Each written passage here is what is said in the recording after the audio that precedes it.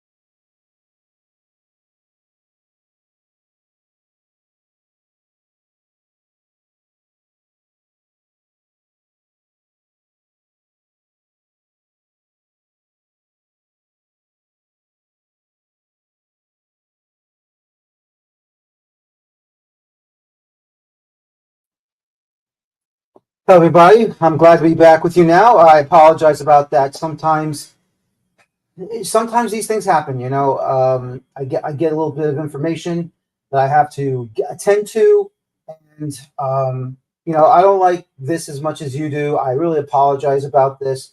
It's not good on the show, and I know it's not good for the audience. And I'm very sorry about that, but uh, certain things sometimes are out of my control, and I have to attend to these things, and it's really very frustrating on my end of things. Of course, I'm frustrated just as much as you are. So I try my best not to inconvenience you, but once again, it's a situation where, look, when something comes up, I have to go and take care of it. I don't want to do it, but that's what it is. And all I can tell you all is this, is that when we talk about our game in this country, and many people will say that we are in a healthy state. And when we're in a healthy state,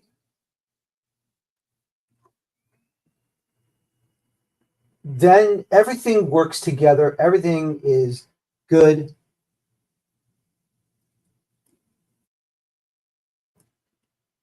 But when it's not in a healthy state, our game, then the problem is that there are certain things that are in flux that worries me of the support of the sport, not so much fan support, but the support, I would say maybe the financial health of some of these clubs that are trying to be a part of the professional landscape of American soccer. Now, obviously, Major League Soccer is in a situation where they must, or they're not so much must, but they're doing everything they can not to fall victims of past soccer leagues many, many years ago. And, United Soccer Leagues are trying to do that as well. But what I can say is that when you have these clubs below MLS, and we're talking about, of course, the United Soccer Leagues with their Championship League, the USL League One and USL League Two, they're trying to find their proper positioning in their table, and they are trying their best to be in a better situation and to keep growing and to be strong and to be just as good as what MLS does. But once again, when you see these clubs shutting themselves down, instead of finding ways to remain alive, putting themselves in a better position, and doing everything that should be possibly done, then, what are we doing here? And the state of North Carolina FC and what they are doing, very simply put, is wrong. I don't understand why North Carolina FC cannot remain for these next two seasons to remain in USL Championship so that they are going to move forward to be part of USL First Division. Now, if there are certain aspects that I'm not privy to, which I'll admit I'm not, then we're going to find out tonight when my colleague Kartik Krishnaiyer joins us and talks about this situation. But one thing is for sure, folks, is that North Carolina FC has thrown a serious monkey wrench into this situation, blindsiding not only their supporters, but the entire USL Championship League. And not just the Championship League, but for USL League One, and even some of these teams that are not part of the soon-to-be promotion relegation situation with USL in League Two, but many people are scratching their heads and wondering what in the hell is going on here. Why is North Carolina FC bailing out between now and to the beginning of the brand new, soon-to-be brand new USL First Division League? It's a question I have as well. And once again, many people will continue on to say there's a problem in the lower levels. There's too much infighting. There's too much squabbles. There's too much not enough success. And North Carolina FC right now in the USL Championship playoffs have been eliminated by Rhode Island FC. Their road is done. And now officially they're done until they make this move to USL First Division when it opens. Look, I understand, completely understand. They view themselves as a First Division club. That's always been the goal for owner Steve Malik.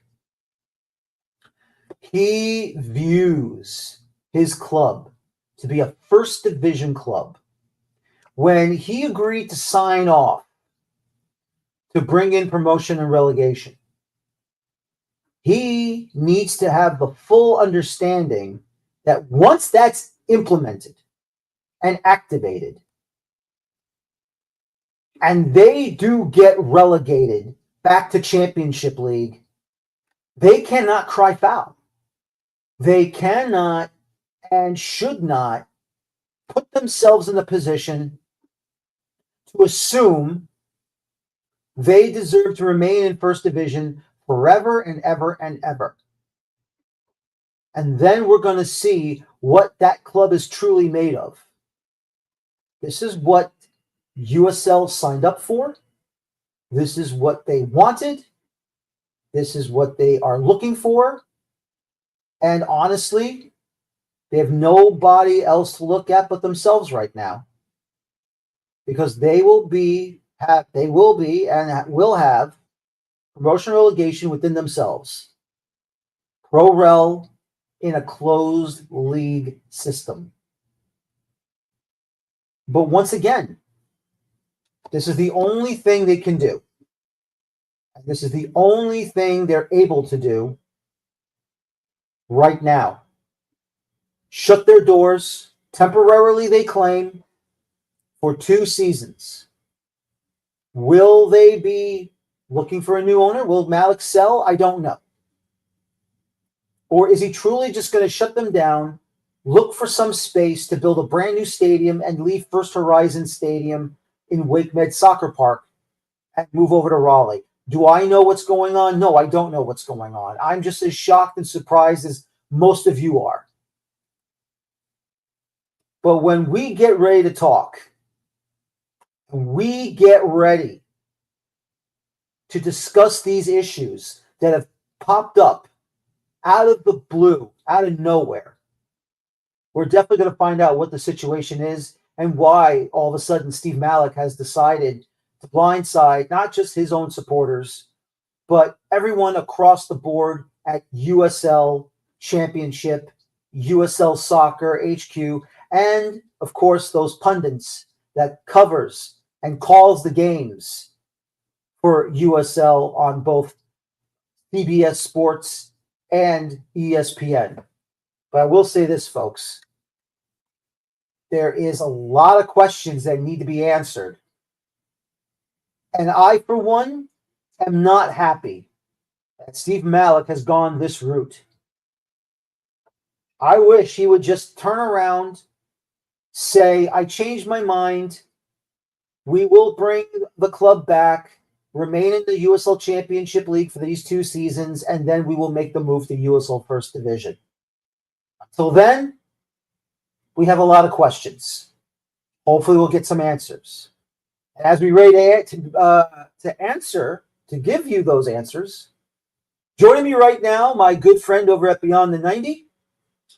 This gentleman, of course, has been through everything and anything in American soccer, covering South Florida, the USL, MLS, US Soccer, and everything but the kitchen sink. Hopefully we'll add that on tonight. Kartik Krishnaiyer, my colleague at Beyond the 90, joining me tonight. Kartik, welcome back. Yeah, I apologize. Apologize to the viewers. My internet went out, so I was that's frantically trying to get on a hotspot, and now the internet came back, so it's working. So that's working. I'm glad to hear that. Kartik, when the news broke about North Carolina FC deciding to end operations temporarily, they say, so they can make the move to USL First Division when it pops up in 2028.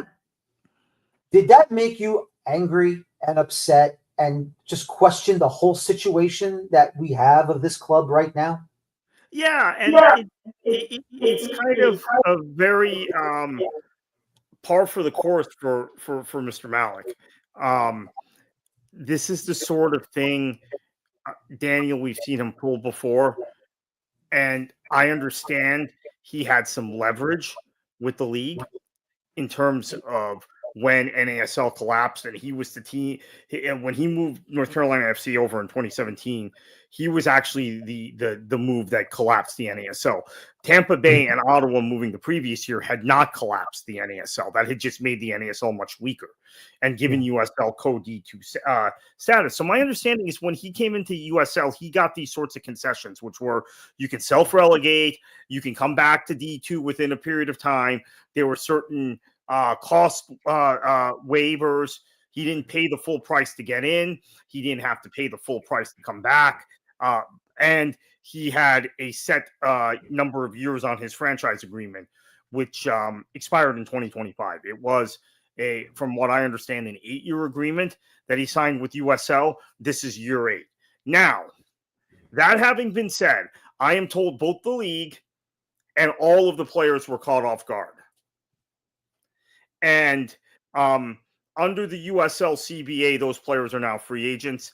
I know some teams, I'll name one, Tampa Bay, has been very aggressive in already pursuing. They've got a list, they've got a board of North Carolina guys. I think that'll be the case with some of the other teams as well. But there's a lot to unpack because I do not believe, I heard your comments just a few minutes ago, I do not believe this team will be coming back. So you think this is it? This is the end of North Carolina FC? Yes. Now, I do think USL would like to be in the Raleigh-Durham market. I mean, when I worked at NASL, obviously, this was a market we were committed to. We let St. Louis fold. We let Baltimore fold. We ultimately would have let Atlanta fold also if it came down to Atlanta and Raleigh-Durham. I mean, it is a prime soccer market, and USL will want to be in that market. I just don't think they're going to do business with Steve Malik again.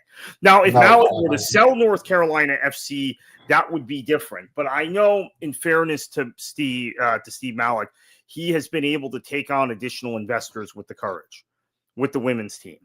And he's done quite well with that. He's gotten, including Capital Broadcasting, who owns WRAL, and some other media entities in North Carolina. So he's been able to bring in strategic investors for the Courage. But those investors have not been interested in the men's side. Now, in a potential First Division League, maybe they would be. But I think USL feels like they've been burned by Malik one time too many. They weren't happy about the relegation. That was in the contract, in the franchise agreement, so they had to honor it. But they were not happy he did that. They felt it devalued. So basically, Stu Sternberg, who we've spent a lot of time talking about, right, bought the Tampa Bay Rowdies in 2019 for a great price. You know, a price that not a discount price, a price that firmly affixed USL as, okay, our clubs are not worth $1 or $2 million. They're worth 5 figures, right? Or 7, how many figures? 8 figures. They're worth 8 figures. Then months later, North Carolina FC says we're self-relegating, which then assigns the value of a championship club to $1 million, which is what clubs are paying to join. We're paying to join League One at the time. So Sternberg buys the Rowdies for, I don't want to say the sale price, but it was 8 figures. It was, in excess of, I'll just say in excess of 20 million. And then Malik turns around and says, okay, well, my franchise is really only worth $1 million. So it undercut USL at that moment and their ability to sell franchises at full value. So then that finally passes. That crisis passes, and he comes back up, fields a second division team for 2 years, a very good one this season. John Bradford did a great job with that team. The confusing thing, Daniel, is they reinforced the squad over the summer. They made a number of signings in July and August, and then just to fold the team in November. Crazy. It's crazy. I'm going to ask you this question. You answer it, but I have to pop out real quick. Again, I got some information coming to my way. But still, though, let me ask you this. What's your sense from the supporters of North Carolina FC? And have you heard from our former colleague Neil Morris about this whole situation? I have. I have spoken to Neil. I have spoken to others around the North Carolina FC community. I've spoken to several former players. Remember, as the former communications director of the NASL, I knew a lot of the players who played for NCFC in that period of time, Daniel. And so what they've communicated to me is a certain degree of confusion. And those players have told me that they feel very, very strongly that Steve Malik was in it for the right reasons, but the balance, right, of having to maintain a first division women's side that's playing at a very high level. The NC Courage are a big club. They're a big club globally. Now they're out of the playoffs this year, but they're a big club globally in the women's soccer scene. Maintaining that alongside this lower divisions men's club became too much. North Carolina FC, between the Railhawks and North Carolina FC, you're talking about 19 seasons in the second division of Americans. Well, okay, they spent a couple seasons in the third division, but 19 seasons between D2 and D3 in American soccer. And unfortunately, we see this pattern over and over again with lower division clubs, guys, where they start very hot. I remember how much money the original ownership group, Frank DeRoss, Chris Economides, Steve Donner, and their partners were partners with Selby Wellman and company, put into that club. 2007, 2008, 2009, they make a great Open Cup run in their very first season, the Railhawks did. And then you get to 2010 or 2009, Selby Wellman is basically the vast majority owner. They're pumping lots of money into the club.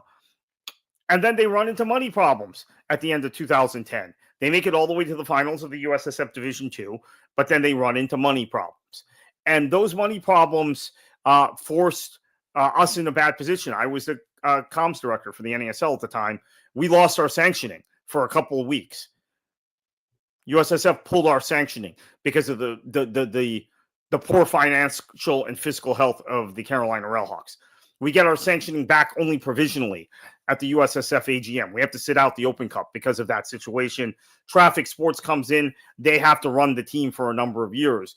Now, they were the owners of Fort Lauderdale, but Fort Lauderdale seemed to be a more attractive team to sell. So they were able to sell Fort Lauderdale, but they were not able to sell North Carolina or Carolina at the time.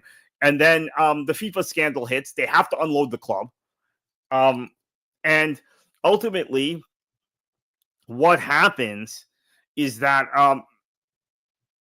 they strike out with a number of heavy hitter owners, right? They go for big names. They can't get it. And they get Steve Malik, who has millions, but he doesn't have billions. And Malik saves the club in late 2015. But then when you get to 2016 and U.S. Soccer is running into trouble with the Western New York Flash up in Rochester, Steve Malik sees the opportunity to bring the club to the Raleigh-Durham area, marry them to the Railhawks, and create some synergies there. And ultimately, the relocation of the Western New York Flash gave Malik a cachet within U.S. Soccer. He had done a solid for NWSL, and he had done a solid for Sunil Gulati, the president of U.S. Soccer, because he had saved this franchise that had just won title in Rochester.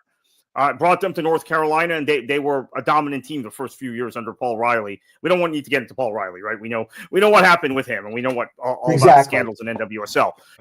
But the point is, Malik at that point had to balance a bunch of things. He was effectively serving as the leading owner in the NASL after Tampa Bay and Ottawa left the league, and Tampa Bay's ownership had been funding Fort Lauderdale. So the efforts of Malik and others to find a new owner for Fort Lauderdale failed.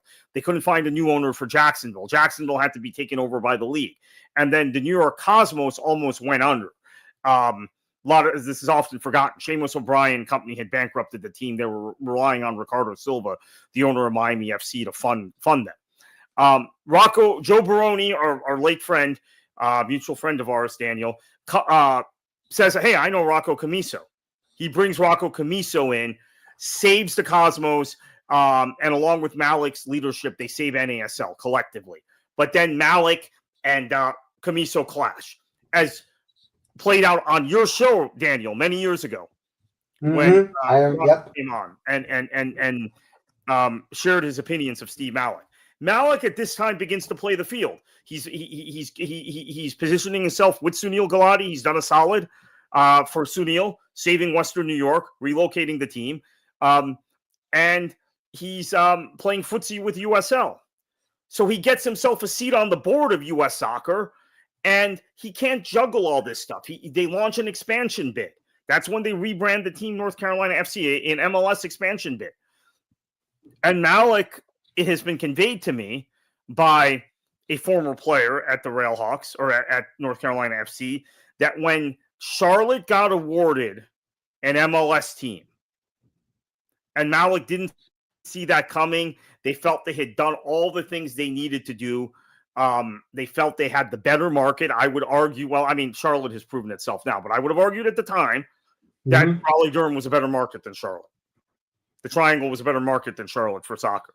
Better soccer history, better soccer infrastructure. That's when Malik really became jaded. Even though he'd been on the U.S. Soccer Board, some of his conflicts caught up with him, the whole tug of war with Rocco, and that MLS who he had played nice with, he didn't see that coming, right? There was a process for MLS expansion, and there were 14 cities applied, Indianapolis, other USL clubs applied, or NASL clubs that became USL clubs, Tampa Bay, Indy, and Raleigh-Durham and the Railhawks, and then some of the USL teams, Phoenix Rising. It wasn't a process, okay? Austin got a team without ever applying, and we know why. Nashville was awarded a team in advance of, even though they had applied, they were awarded a team. And then somehow Miami was awarded a team without being part of that process. Now, we know why they got a team. And then Charlotte wasn't really part of the process either. So Malik became very jaded about the whole thing within MLS and U.S. Soccer. He still had the courage. He had to operate North Carolina FC, but to what end, he thought? I'm not getting into MLS. They screwed me. They're not putting a team in Raleigh-Durham right after they put a team in Charlotte. And we applied. We went about it the right way. And they gave Charlotte a team because Tom Glick got David Tepper involved. David Tepper, sorry. And that's all MLS needs to see. Oh, yeah, Tepper, he's a billionaire. We're giving him a team to play in a football stadium. Now, Raleigh was told they had to build a soccer stadium. And Malik was trying to finance that, or trying to figure out how to get, he had a great relationship with, I don't want to get into politics here, but the governor at the time in North Carolina was Roy Cooper. Malik was a leading fundraiser for him. So he had a great relationship with the state government. So he thinks, okay, I can get this done, this stadium project. The same thing he's now bringing back onto the table. And it didn't matter because they were going to give Charlotte a team and let them play in an NFL stadium. So I know earlier I was saying very negative things maybe from a perception standpoint about Steve Malik, and I don't think anyone wants him back. But I just gave the explanation for why I feel like he did try and do some of the right things. He saved the Flash. He wanted to build a stadium in Raleigh. He went about the process the right way in terms of MLS expansion, and he got burnt. So, yeah, it's a mixed bag, but I don't think he'll be back. I think what's going to happen is maybe he'll be back as a minority owner. But if they can't get the stadium built in Raleigh, and I'll tell you, this is the pity. Wake Med Soccer Park is a great facility, Daniel, but it is not. It is just it harkens back to the era when we built stadiums way out in the hinterland. And now there's a regentrification going on in urban areas. And the idea is to build stadiums in cool places and accessible places and places with foot traffic. And I have to tell you, as NASL communications director, I went to Raleigh maybe 7 or 8 times, or Cary 7 or 8 times. I say Raleigh, but that's the point. You know, you stay in Raleigh, and getting to Cary is a pain in the, you know what? Of course. Like getting to Frisco in Dallas, right? It's similar. So, and you know, if they played in Durham or Chapel Hill, that would be a lot cooler because you'd get foot traffic, you'd get college kids. They didn't have that at WakeMed, so they were always limited by WakeMed, and you had the cannibalization of the two clubs. One's a D1 women's club, one's a D2 men's club. You know, what's going to draw the D1 women's club, obviously. So, yeah, and Alex is right. Raleigh is completely different today than when they built that stadium. And so my experience was I would stay in Raleigh at the team hotel, actually, and it would be a hike to get from the team hotel to WakeMed. You know, even if you stayed in the town of Cary, it was kind of, it's just totally different. And it would be cool to have a stadium in Raleigh. So that's where I defend Malik. I have a lot of negative things I've said about him. There's good and bad.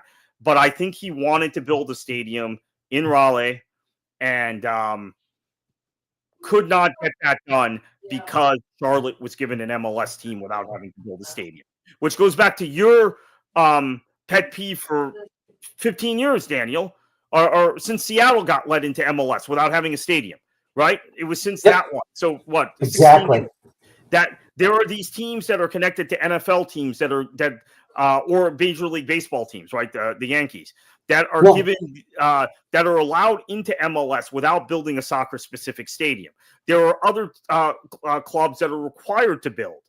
So there's a clear double standard, and that's, I think, Malik. A lot of his eccentric behavior since 2019 has been, put aside the whole Rocco Camiso thing, has been a reaction to Charlotte getting an MLS team.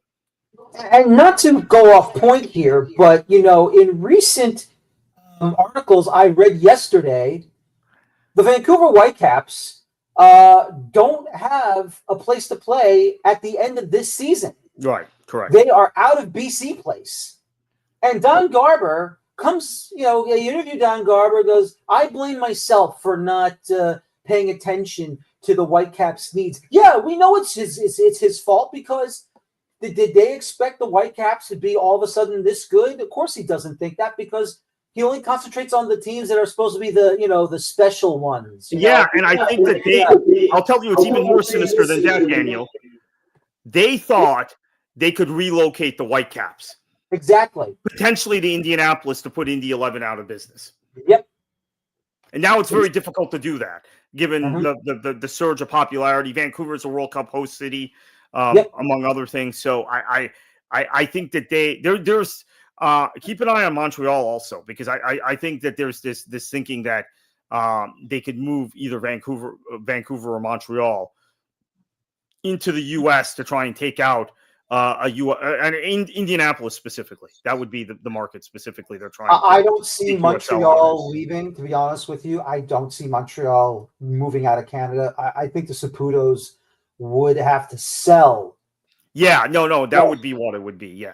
That's the only way that would happen is if the Saputos. Mr. Saputo is not going to take his team to out of Montreal. But I think now obviously I know the Saputos from, again, working in NASL. And I think they're kind of over MLS at this point.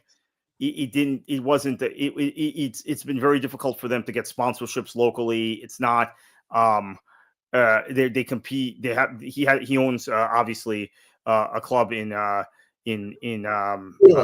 Italy now, Bologna. So it's been very difficult for them to get local sponsorships, maintain local interest. The language thing is a bit of a problem, honestly. They can't get the kind of TV deal Toronto can get, teams in Toronto or even teams in Ottawa can get, quite honestly. So that's part of the problem. I mean, they're in a kind of niche French language city. But I mean, as this ties all back to North Carolina FC, I don't want to defend what he did in 2017, which was play the field, try to be political about things, get himself a seat on the USSF board, where, by the way, he replaced Alec Papadakis. But the thing that I do sympathize with him is that I know kind of his attitude took a turn for the worse when Charlotte got led into MLS without building a stadium. It's not that Charlotte got in over Raleigh-Durham. Maybe you could make the business case for that. It's that they didn't have to build a stadium, and his bid, he was told, was a non-starter until he got a stadium built. So, as someone who worked in that organization for many years, who is no longer in that organization, I may be giving it away here, but that person told me, and it's a person I used to work with. So, but that person told me, look, we could have just submitted a bid to play on NC State's campus then, at Carter Finley Stadium, if that was the way they were going to treat Charlotte. He was kind of saying this in jest to me, but that was their anger, was about Charlotte getting let in without building a stadium. And there's no plan to build a stadium in Charlotte, correct? As far as I know, I don't think so. I know he built a training facility, but I don't see them building. I mean, look, I don't know where in downtown Charlotte you can build a soccer-specific stadium, but if you want to strike a deal with the rail yard that's east of downtown Charlotte, and you can get there through the light rail system that's along there. I think it's called the CAT. You could do that. The track does go all the way into the where the railroad is, for the industrial trains. There's the Amtrak train station that's over there. You could, if he wanted to, he could build a stadium over there. And you're still within, striking distance into Charlotte territory in the city limits, just in the industrial section of the railroad yards. You could do something like that. But the point is they have no intention to do so, right? The point is that if it's an NFL owner, MLS lets them get away with this. Right, exactly. And that's the shame of it. At least the Crafts are trying to get a stadium for the Revolution. It's just, it's a temporary position to be in Foxborough. I think the Crafts want to build their own stadium. And now they have a problem because the mayor of Everett, who gave them the green light to get a stadium built over there. They just have to go through everything through Boston, which for God knows why they got to go through Boston, since they're on the other side of the river of Boston. They shouldn't have to get permission from Boston for building something or anything over there. And now the mayor just got voted out for a new mayor, and no one, and every Revolution supporter is scared and upset that they may lose the bid now for the Crafts to build that stadium. Yeah, this is what we went through in the District of Columbia every time there was a change in political leadership in terms of DC United getting their stadium done. And it took years. And the politicians in Washington, D.C. prioritized the Washington Nationals, a baseball team with no history, kind of an invented team, right? It was Montreal being relocated, but still an invented team. When DC United had won however many trophies, sorry, I hate to tell you this as a Metro Stars fan, but they'd won 12 trophies or whatever by that point. I'm a historian. What do you want me to do? Yeah. And so, I found I was put out by it because I said, okay, I'm not in favor of taxpayer funding of sports facilities, but if you're going to fund one, why not fund the club that has actually won all these trophies and is in the global game in the nation's capital? It was, and finally Audi Field got built, but got built 10 years after it should have been, is my point. So we've been, MLS has been through that. And in USL, we're seeing the desire now to connect any expansion team to some sort of real estate play. So that's good in that it builds you soccer-specific stadiums, but it's bad in that it feels like there's a lot of land speculation and land development going on, being connected to potential USL clubs. Yes. And so I don't know that Malik necessarily played that game the way USL wants it played. There's a very specific place in Raleigh he wants potentially the stadium. Very specific part of Raleigh he's wanted the stadium, and he's seen it more as a soccer project, to his credit. Now maybe with the direction USL's in, maybe he can get back into the league or with partners, because I think the league feels burnt by him at this point, by connecting it to some other project. Now, there are people who are Railhawks fans or now North Carolina FC who have always told me they felt like if the team were in the Durham Chapel Hill area, they would do better. I'm not sure I agree with that, but I understand that the distances are so great there that it's almost like you have to pick one or the other. You have to be a Raleigh team or you have to be a Durham Chapel Hill team. And maybe USL, having been burnt in Raleigh Cary now, looks at Durham Chapel Hill. Yeah, I think so. I mean, you're going to have to do something here because 2 years without a professional club in that region is just asinine after all the years they've had something over there. Now, don't get me wrong. I'm not poo-pooing the Courage. They've done a great job in the women's game for the NWSL. Obviously, I'm happy for them and they're doing well.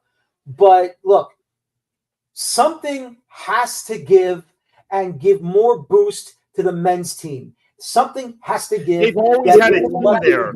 Like I've said, this team, I gave the history while you stepped out. This team started in 2007. Steve Donner, Chris Economides, who I think you and I both know, and Frank DeRoss, who had been an owner in Rochester.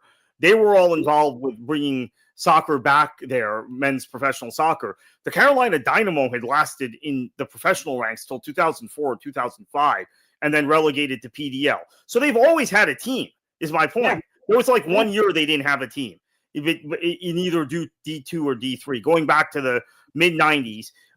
You have some of the best men's college soccer programs in the country, best supported men's college soccer programs in the country in that region. And obviously women's college soccer speaks for itself with UNC in particular.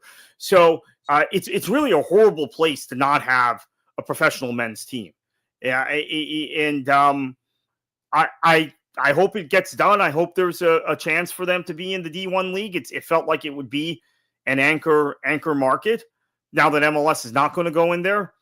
And this is what USL has to do. They have to go into markets that are not going to be MLS markets, but are D1 ready. So I think Jacksonville's one of those. I think Pittsburgh's one of those. Now, Louisville. Which one? Louisville's one of those. Now, they also need to pick fights with MLS in places MLS is underperforming. So I am hearing again a lot about Chicago potentially. And now that the Fire are done, or they've been done for a few years in Bridgeview, that USL would be foolish if they don't find an investment group to go into Bridgeview, make a deal with the city, exactly, and take over that complex, and that you would regain the fan base on the south side. And in places like Naperville that have been disenfranchised by the Fire moving back into the city, and now apparently being a North Side team. Yeah, exactly. So that's so look for that also. But I can't. I didn't contemplate this league without Raleigh Durham. So I mean they're one down if they don't have a team there, and they need to get to 12 or 14 before launching. I don't think they can launch with 10 teams. No, I don't think so. They're going to have to at least make it 12. Yeah, I think I made it clear in my mock Open Cup articles. They have to have at least 12 clubs in USL First Division to really push it forward, because 10 is not going to be enough. They're going to have to really push it forward with at least 12, 3 per region. Yeah. But let me ask you though, do you know or are more familiar with not so much the territory land-wise of Raleigh, but the territory of those who are the most wealthy, the most profitable businesses, whoever wants to dabble into professional sports or own or be part of a professional soccer team, professional football team? Since, I mean, look, unless you're in Charlotte, then there's nothing else to do. Unless you're near a college, a university, then there's nothing else to do. If you're a minor league side or a lower division side, obviously, you have to hope and pray that there'll be somebody that wants to, take a chance and say, yes, we want to be a part of this First Division League and United Soccer Leagues. We want to give this an opportunity. We want to give it a shot, and we're going to be sticking with it. Have you heard of anything like that, or anybody that wants to dive Yeah, into that? no, there were people who were interested in Malik's bid for MLS. So there are a number of tech companies in the Triangle area. One of the tech companies, their chairman, I'm blanking out on his name, their founder, he's a billionaire. He was going to get involved in Malik's bid and also the stadium. Capital Broadcasting, when I mentioned earlier, Jim Goodman and his outfit, they were going to get involved in that bid. Now they've gotten involved in the Courage. They've invested in the Courage. So maybe now they've lost their interest in men's professional soccer. I think that there's there is a rivalry within the state of North Carolina, and I don't think the business leaders in the Triangle were thrilled about Charlotte getting a team. Under the circumstances, they got it. So, and I'll admit, I never took Charlotte's bid seriously. There were people who told me, "Oh, Charlotte will absolutely get a team," and I thought, "Come on, they're not even going to build a stadium. Haven't we said that any new entry has to build a stadium?" Well, they didn't have to. Atlanta didn't have to. And WSL's not going to be in that stadium in Atlanta. Yep. Yep. Yeah, so the rules are different for different people. I know. So the question is now: do you get local investors, or is there someone you can bring from outside? I don't think USL has had a good track record of bringing investors from outside of markets and having them invest locally in a place that they're not familiar with. They've tried it in a couple of cases. It hasn't always worked out. So that's the question. And then you have to remember there's a very well-funded MLS Next Pro team down the road in High Point, the Carolina Core, who they're a very impressive setup. And they have some really high-end people, Evan Mitz, Andy Smith, Eddie Pope, who are in the organization. But to what end? The MLS Next Pro product is not selling will not sell in a market like Raleigh-Durham. It just won't. Now, I've already been told this about Jacksonville. The Armada they've got new ownership. They're pushing ahead with MLS Next Pro. That in major league sports towns, even if they're second tier major league sports towns like the Triangle, like Jacksonville, like Indy, you can't bring in a team that plays the Atlanta United Reserves or the Orlando City B and expect the sort of enthusiasm for the product that you would get in a truly independent league, league with independent clubs. So that's the thing. So I think it's going to have to be USL Division I for the Raleigh-Durham area, and will someone step up? That's really the question. And now, once again, it's about who gets the expressway of entering a league, and if you build a stadium or not, and who gets the local. Because if you get the local, you'll get railroaded, and that's the truth. Yeah. And once again, it's like, this is why I get upset. And listen, I want everyone to understand this. We all want every single league in the United States to be healthy and competitive and strong. The stronger the leagues we have, the better our national team is, period. But when you continue to see, and I'll still say it, we're still in the soccer wars, Kartik. No matter what we do, no matter what we write about, no matter what we see. One day we think everything is copacetic. The next minute, somebody gets screwed. Whether it be by USL, by MLS, by NISA, by NPSL, by UPSL, whoever it is. And who gets hurt the most? Us. Supporters, media, people who work at the stadiums, and the players who are trying to better their careers. Yeah, and we have a situation now in the Dallas market where in USL League One, there was a particularly toxic involvement in the. I don't want to get too deep into the Texoma situation, but basically, there have been 2 moves made in the last week to try and rid that club of an owner. So Texoma FC itself dropping down to USL League 2, and then another Dallas, suburban Dallas entry potentially for USL League 1 with a different set of owners. So that this is what happens, right? And there will be a trail. So it happened in Charlotte, actually, in Nisa, a trail of unpaid bills, where then it was a shell game. They just Nisa just created a new legal entity. They were, I think, AC Stumptown, and then they became Stumptown AC or something. Yes. So that the vendors never got paid and the employees never got paid out of the bankrupt one. So these are the sorts of things that happen. They used to happen in USL also. Thankfully, there are more stringent requirements. But the frustration is USL can't seem to keep a consistent roster of teams from year to year. And I forgot to mention this part at the very beginning, Daniel. The schedule for 2026 was basically done in the USL Championship. There's still some things that have to be worked out in USL League 1, although I think they're almost there. But it was basically done in the USL Championship. They now have to pull it because they have to pull a team off the schedule, probably redo the conferences as a result. I guess, if they're at 25 teams, maybe you can keep 13.